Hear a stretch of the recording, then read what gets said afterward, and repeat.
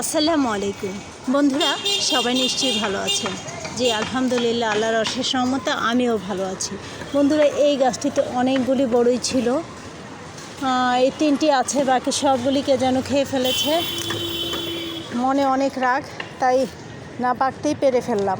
আসলে রিজিকের মালিক যদিও আল্লাহ, তারপরেও মানুষের খেয়াল করা উচিত যে মানুষ কষ্ট করে গাছ লাগায় ফল খাওয়ার জন্যই।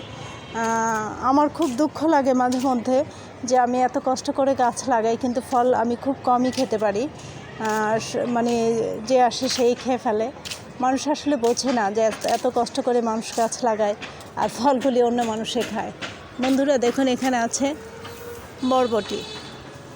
আসলে এই যে আল্লাহর নিয়ামত, আল্লাহর সৃষ্টি, এগুলি আমি আসলে সবসময় বলি।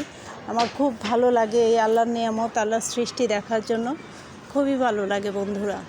বন্ধুরা এখানে আছে সিম, আরও আছে ছিম। বর্তমানে বাগানের এই অবস্থা।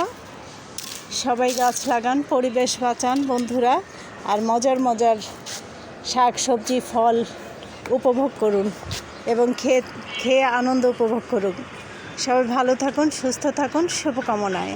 আল্লাহ হাফেজ।